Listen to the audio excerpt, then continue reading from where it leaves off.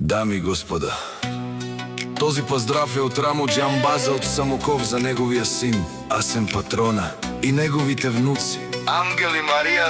Бъдете живи и здрави, няма как да ни стигнете, душмани.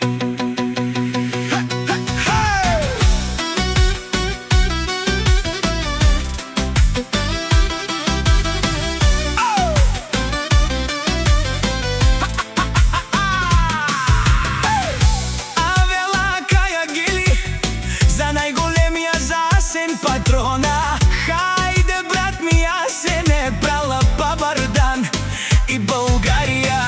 Ауде са кю седмицата, яша брала Асен Патрона.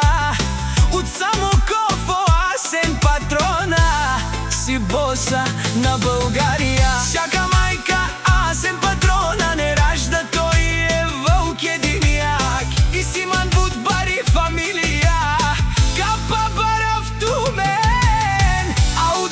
Седмицата лети като стрела, газ до дупка, само напред и нагоре.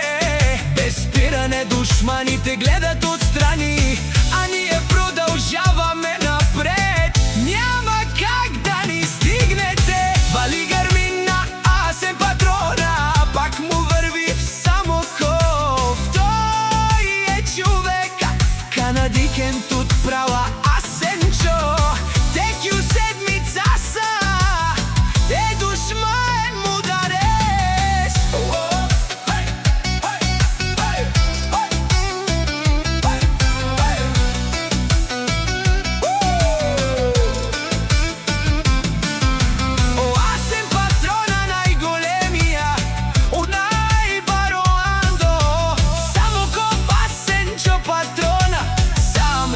Постигна всичко.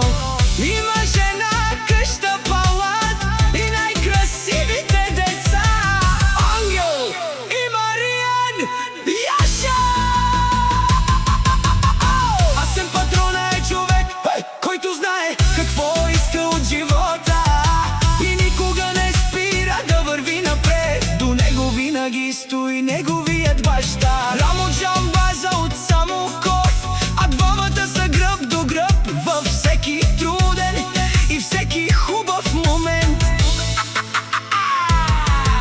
Семейството е тяхната най-голяма сила, а уважението, което са си спечелили, не идва случайно. То се печели с чест, труд и достойно име.